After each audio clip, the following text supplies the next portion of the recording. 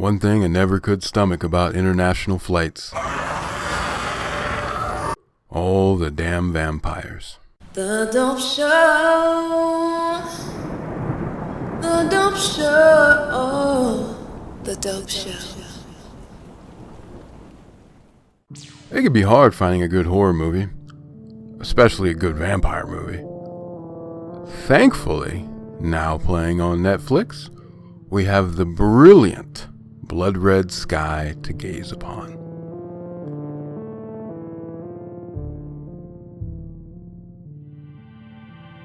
Now, this is a German film. It's directed by Peter Thorwarth, starring German actress Patty Baumeister, and child actor Carl Koch, who actually just completely crushes his role. We shall watch his career with great interest. Blood Red Sky has a runtime of 2 hours and 3 minutes of blood and drama that I'm sure you'll enjoy. If you like this movie, I would highly recommend you watch Train to Busan and The Mist. The musical score is absolutely perfect. It ranges from dark and foreboding to coursing your heart into breaking and prepping you for a nice ugly cry. Outstanding work by Dasha Doenhauer. Now, a lot of people are going to try to reduce this movie to nothing more than vampires on a plane. But I'm just going to go ahead and outright reject that right now. We're just going to go ahead and get out ahead of that. And I'm just going to go ahead and just wipe my backside with that.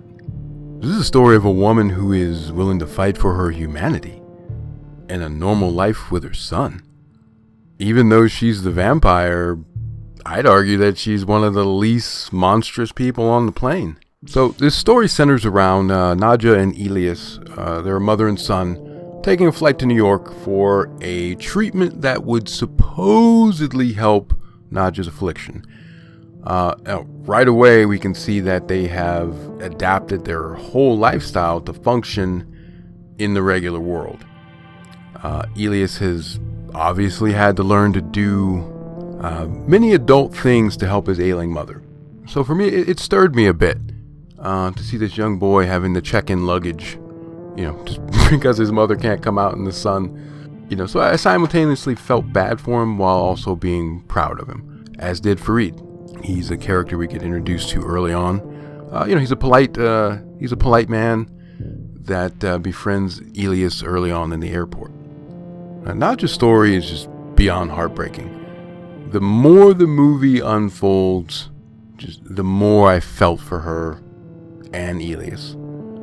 We first see her in a dark hotel room. She's completely bald, and she's fitting herself with a wig, and clearly, preparing herself mentally to go out into the world. And when she finally exits, we see her removing a chair from the door.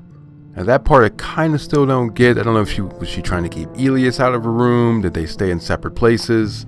Or perhaps she was just squatting in that room and she never checked in. I don't really know. But the first time we see her and Elias reunite in the airport kind of leads me to believe that they've been separated for a period of time, which is just maybe 24 hours or 12 hours or so. Now, most of the time for Nadja, she just appears to be barely holding herself together. She pretty much oscillates between, shooting up in the restroom and caring for her son. The first time we get to see her in the bathroom stall, it really sets the tone for the rest of the movie. Now, something of note here is the basketball that she buys for Elias.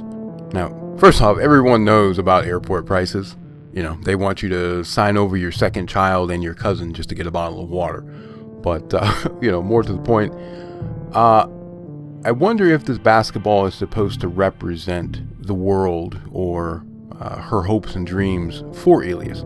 Because if you look at the design of the basketball, obviously it's blue, but the designs on it, I can't quite tell if it's actually like a globe basketball or not, but it really looks like those might be continents, and just the whole setup that she's willing to give him anything that his heart desires.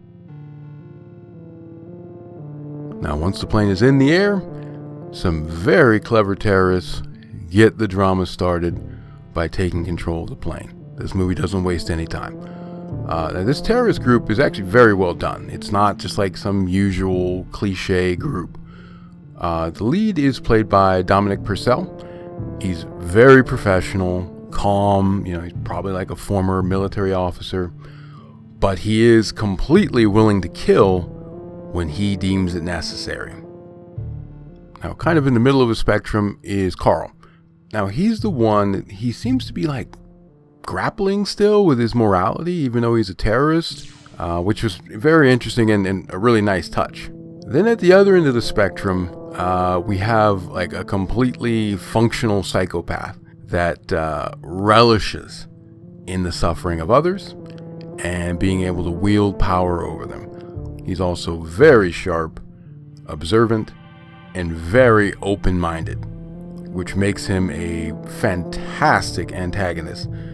He's played by Alexander Scheer, and at times he completely steals the show. Now, the passengers on board, again, very well done. They give us a nice spectrum. They depict this, wealthy, entitled pig in first class. We get to see regular old people. We get to see medical professionals, young people just trying to get started in life. And then even people that don't have any dialogue, as you just kind of get a look around the plane, it has a very realistic look because it's very diverse. Because, let me tell you, an international flight in or out of New York City does not look like an episode of Seinfeld. You can find any and every kind of human on the planet on that flight, all right? I mean, hey, this movie even included a vampire on board. #diversity. The storytelling in this movie is excellent, and it really surprised me. It's completely not what I expected. Because, just looking at the trailer, I was just really expecting a standard, just kind of, point A to point B. Oh snap, there's vampires on board. So I'm actually very impressed with the way this movie unfolds. So, the movie starts out with, young boy escaping a plane, clearly traumatized, he's in shock, and they go to work from there. We go back to the airport before the flight and so on. Now, once Nadja takes over as the lead, several times throughout the movie, we start getting these flashback sequences showing how she gained her vampire disease. And I really like what they did because it's not flashy, it's not sexy, it's not, over the top. She sustains a very tame, simple bite on her hand during an attack. I assure you, it could have been far more gruesome.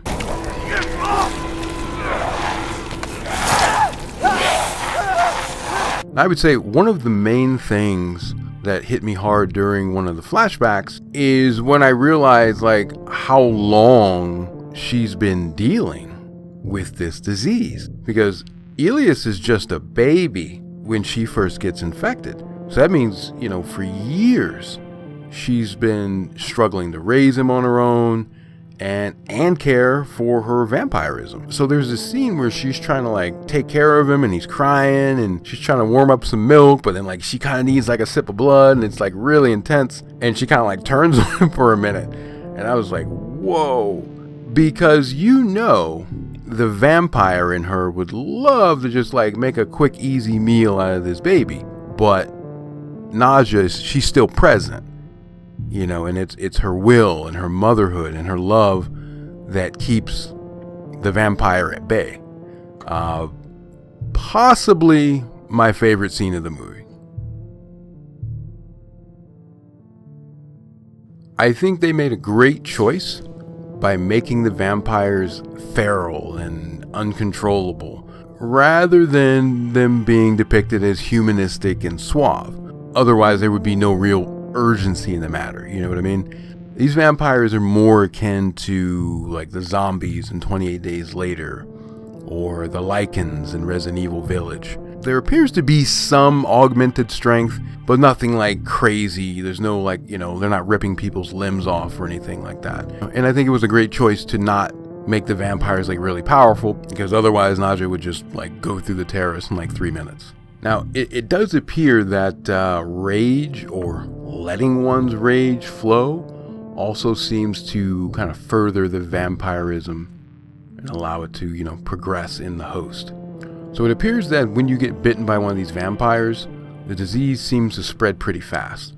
And Nadja is very aware of that fact, and she doesn't want her affliction to befall anybody else. And not just because they will become a threat to her and her son, but she is actually thinking on a massive scale about the world and the places where, they're going to be landing this plane.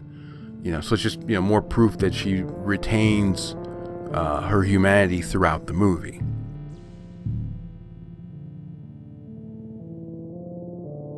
Now, what else spreads like wildfire? The selfishness and hysteria in humans. That's one of my favorite things about these kinds of movies. I love when they showcase how ugly and selfish people get in bad situations. I mean, we'll trample each other into the ground. We'll, quickly look for somebody to blame rather than finding a solution. And there are those of us that are willing to sacrifice the entire world if we think we can save ourselves. So you could raise an argument that Nadja was selfish and that she should have just killed herself a long time ago and put Elias into an orphanage or something. Because she was warned about, what was happening to her. I mean, I would disagree. I would say, she kept her disease at bay. She found a path to potential salvation. She pursued it, and the terrorists took it away in the name of money. Who's the real monster here? So if you look at her throughout the film, she did everything she could to save people. She did everything she could to keep the disease from spreading. And in the end, she was willing to blow herself up to keep the other vampires from escaping into the world. She was willing to give up everything she held dear, everything she had been fighting for. So I would say ultimately, she kept her humanity, and she passed it on to her son. He was willing to destroy what was left of his mother and his friend Farid, because remember, he didn't know Farid had made it off the plane. So he was willing to do all those things to save everyone else. So, well done, young man. Well done. Thanks for checking out The Dope Show.